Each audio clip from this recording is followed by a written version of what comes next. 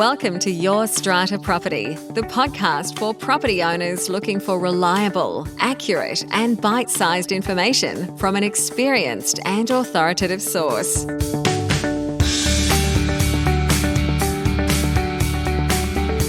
Hello and welcome.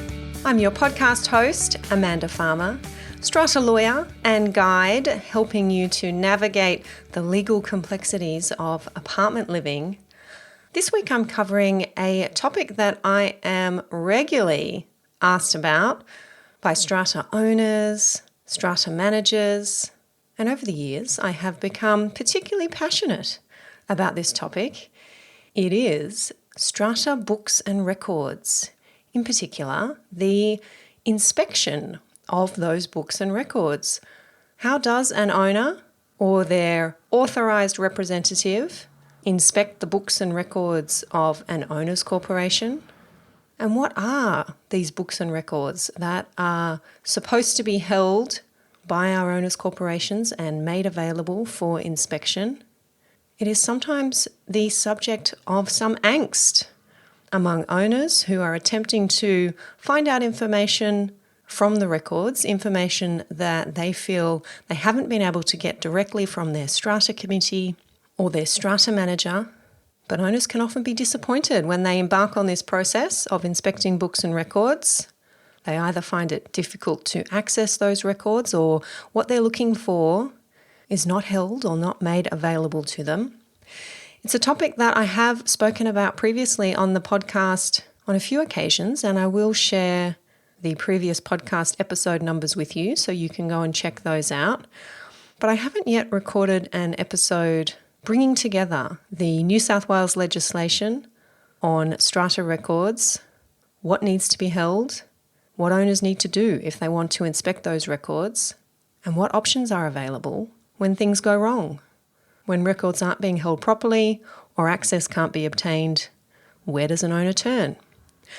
So today I'm sharing my 4 steps to successful strata records inspections.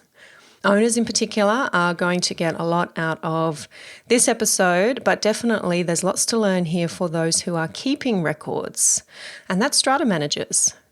We heard last week Dr. Nicole Johnston on the podcast letting us know that one of the key roles for a strata manager is indeed the custodian of records, and it's really important to know what it is that you are legally required to keep, and indeed how to ensure you're complying with that often technical legislation that governs the inspection of strata records.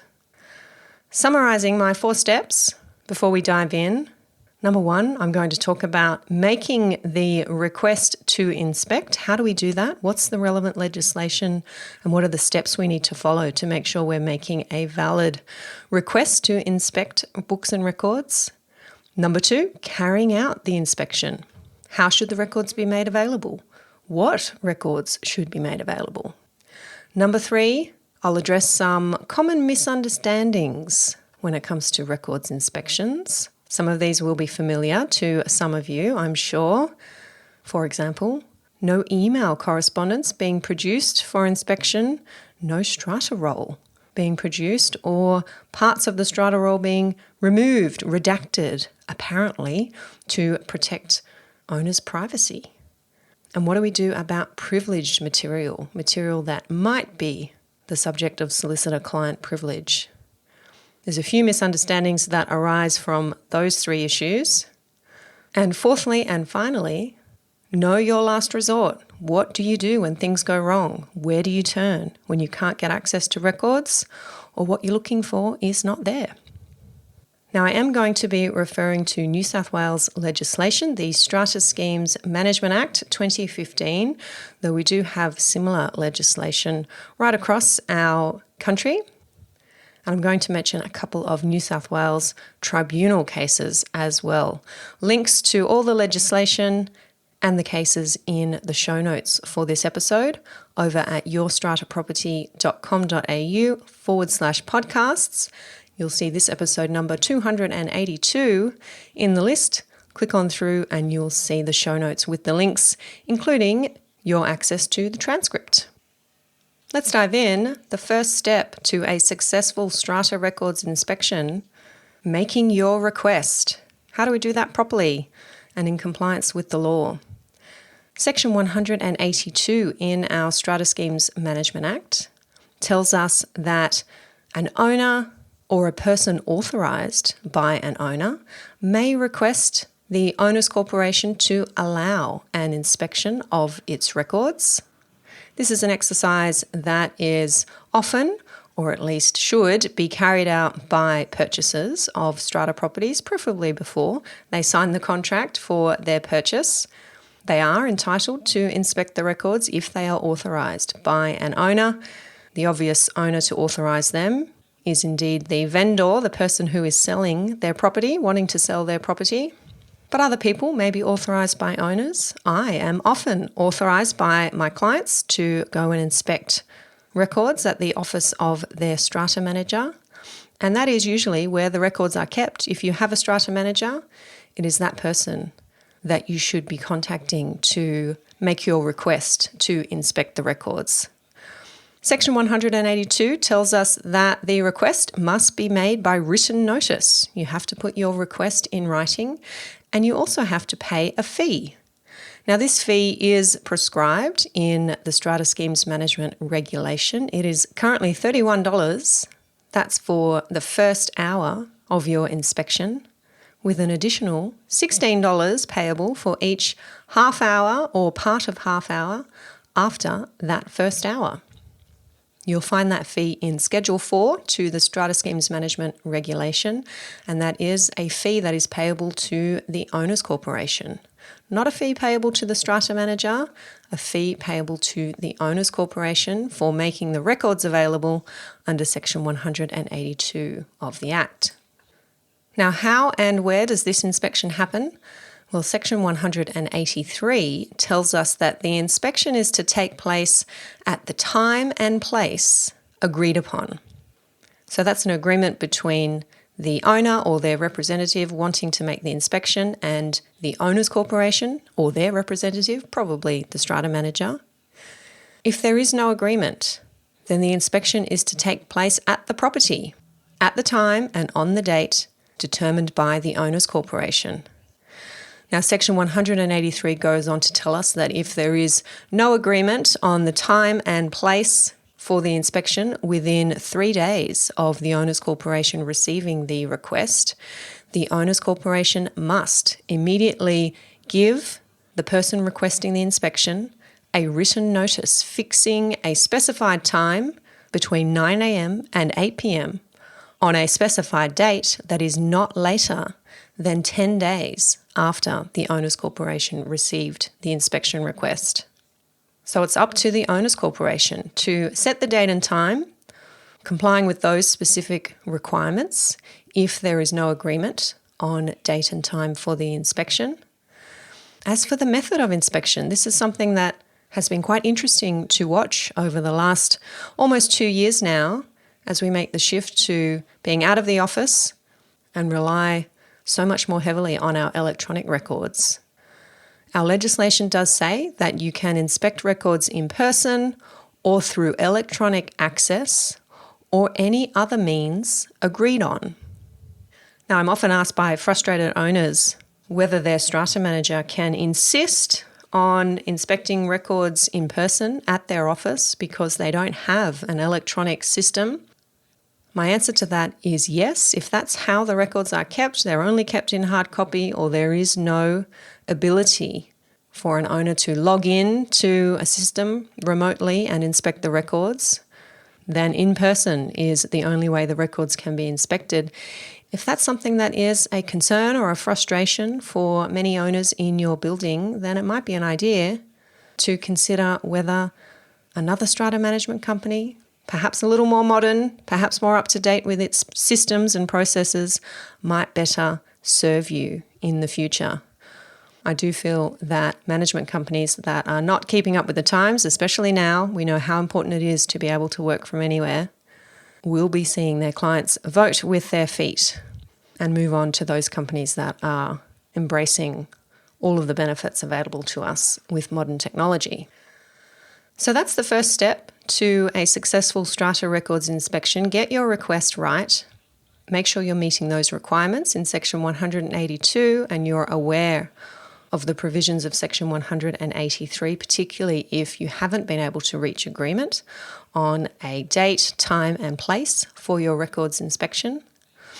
The second step, actually carrying out the inspection. What needs to be made available to you? What should you expect if you are turning up to the Strata Manager's office in person, or maybe you're clicking that button to log in to the portal? What should you expect to see? My short answer to this question is everything. Section 182 tells us that all records or documents in the custody or under the control of the Owners Corporation must be made available for inspection. Now, you do want to head over and have a look at the list that is in Section 182. It includes the Strata roll, the Capital Works Fund plan, the last set of financial statements, every current policy of insurance, a copy of the Strata Manager's agreement, the Building Manager's agreement. But really, in my view, the list that you see there in Section 182, and I've told you what some of it contains, is not really necessary, because the section does say the Owners Corporation must produce any record or document in its custody or under its control. So yes, absolutely, that includes email correspondence that the Strata Manager may have. And I know, Strata Managers, you have thousands of emails, and thousands even for one building in particular. I remember attending a records inspection a couple of years ago, and the hard copy books were plonked on the table for me to have a look at, minute books and some other selected documents that were printed out for my perusal. And I turned to the Strata Manager and said, I'd like to see all of the emails. And the Strata Manager blinked, looked surprised, and said, but Amanda, there are thousands of them. And I said, I bet there are, and I'd like to see them.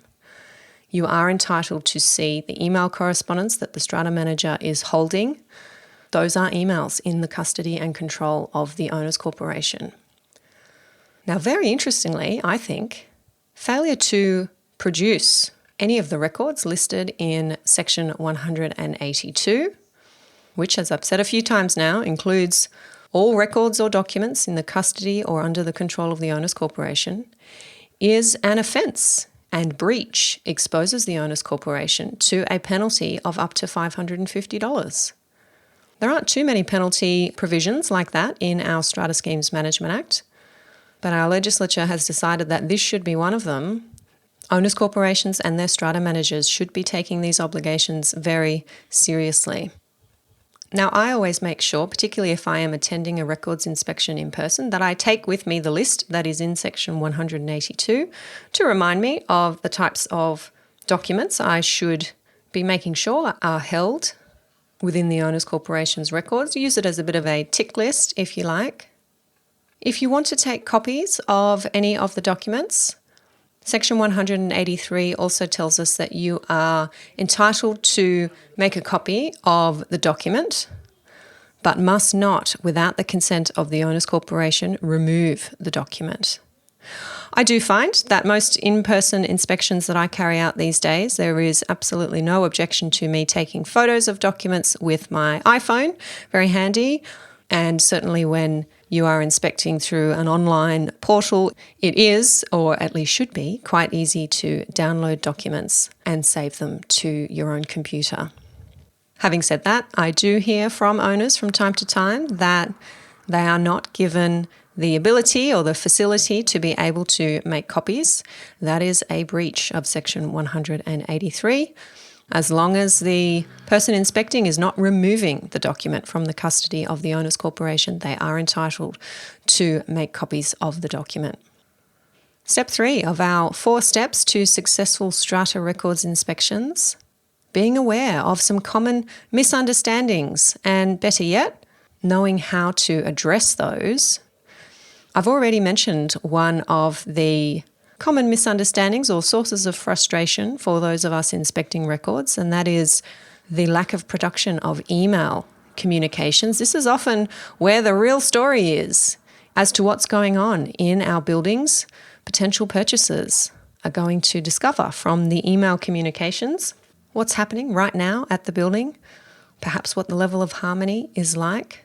You can gain real insight into a community from up-to-date emails, and there is no legal basis for those being withheld from you, especially if you are a potential purchaser.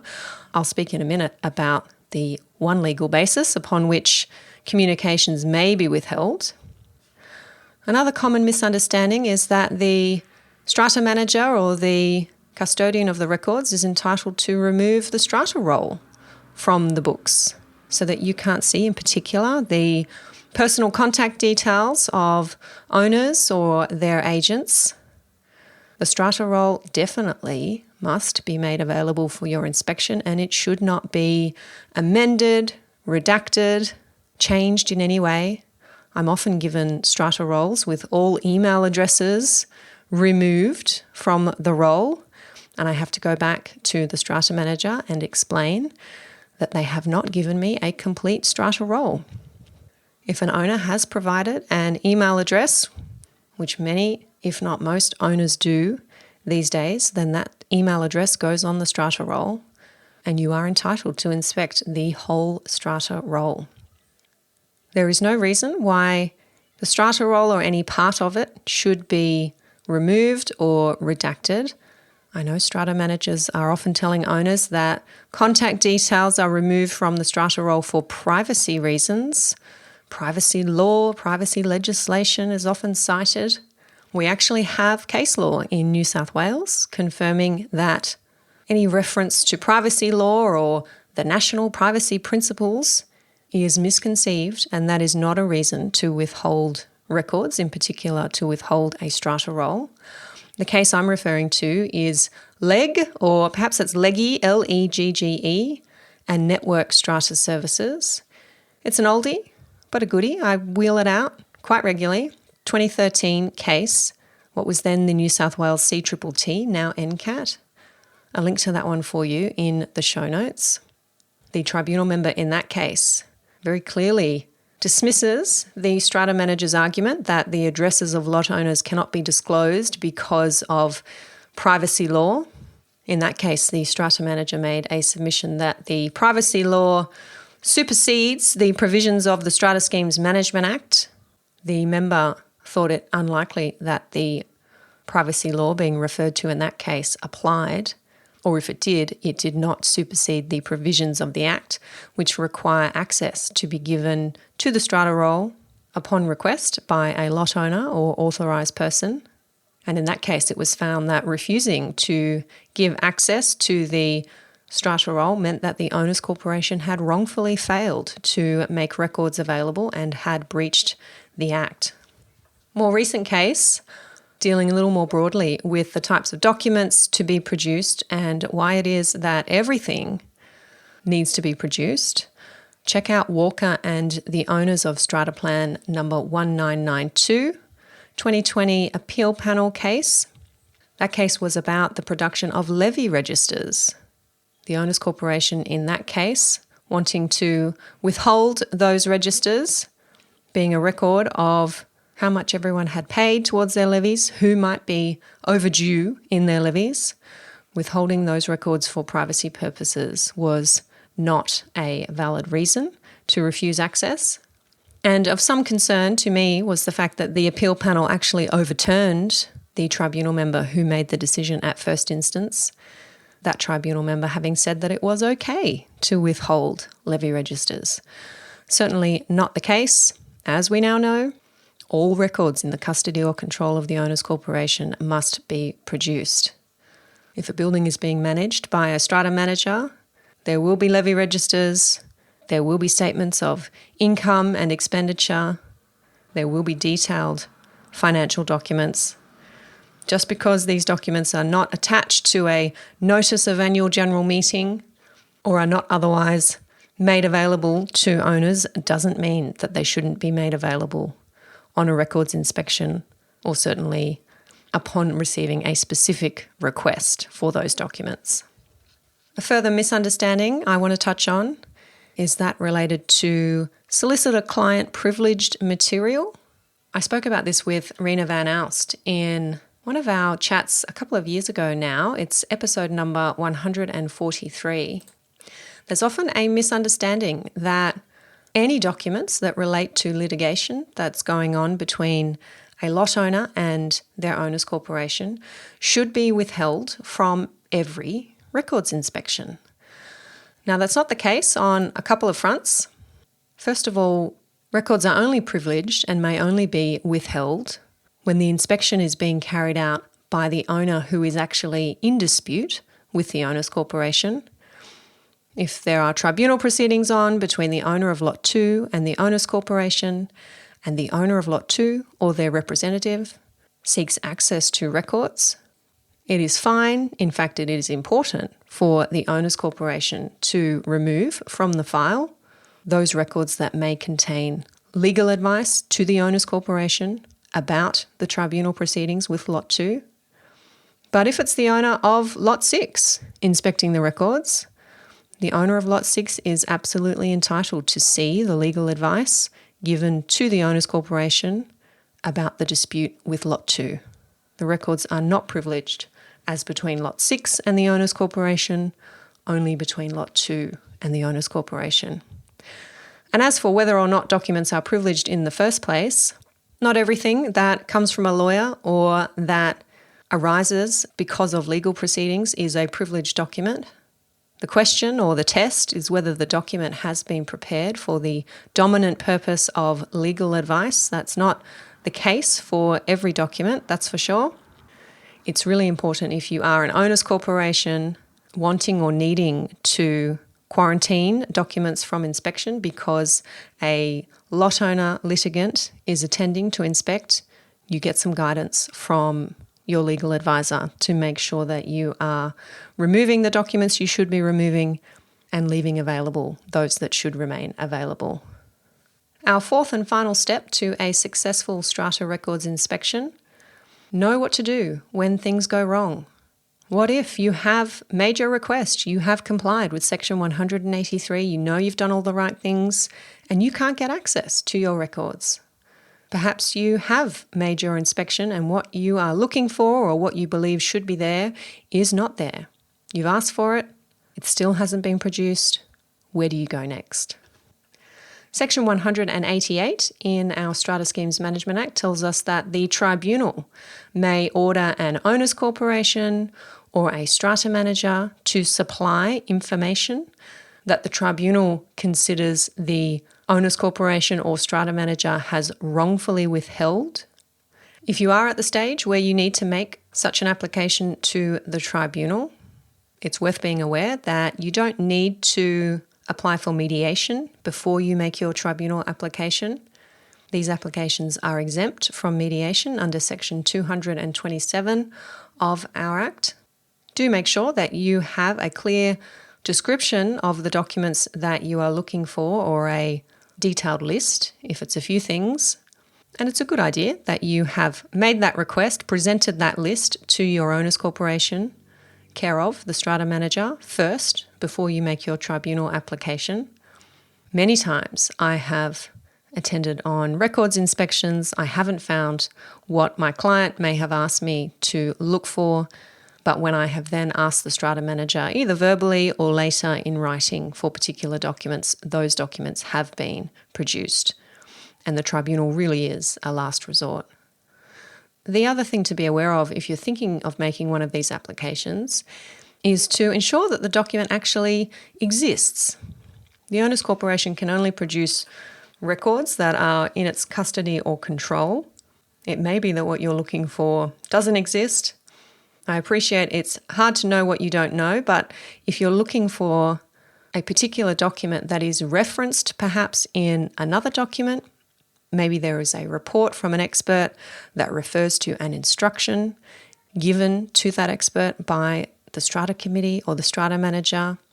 If you're looking for that instruction, then you can point to the report that refers to it as giving you some indication that that is a document that exists or at least did exist. Often the mere filing of an application like this does mean that the documents turn up, which is helpful. If you're an owner's corporation faced with one of these applications, the best thing to do is comply with the request to the best of your ability. And if you can't, explain to the owner and ultimately the tribunal why it is that you are unable to produce the documents required, bearing in mind that there is going to be very few reasons, in my experience, why documents cannot be provided. Those are my 4 steps to successful strata records inspections. I appreciate we are just uncovering the tip of the iceberg there, and there's a lot more to this topic. Please do post your questions and comments under this episode over at yourstrataproperty.com.au/podcasts. I did tell you that I would share the details of past episodes where I have spoken about records, access to records, keeping of records. They are episode number 30, How Private Are Owners' Personal Details When It Comes to Strata Books and Records. Episode number 62, Rena and I in conversation about who can view strata records. Episode number 143, I mentioned that earlier, When Are Records Privileged? And episode number 185, Rena and I discussing access to strata records. I am indeed committed to making sure as many owners and strata managers are as educated as possible about the legal obligations of record keeping for our owners' corporations and facilitating access to records. The more we understand these technical provisions in our legislation, the smoother everybody's experience of community living can be. That's it from me this week. I'll look forward to catching you next time. Thank you for listening to Your Strata Property, the podcast which consistently delivers to property owners reliable and accurate information about their strata property. You can access all the information below this episode via the show notes at www.yourstrataproperty.com.au. You can also ask questions in the comments section, which Amanda will answer in her upcoming episodes. How can Amanda help you today?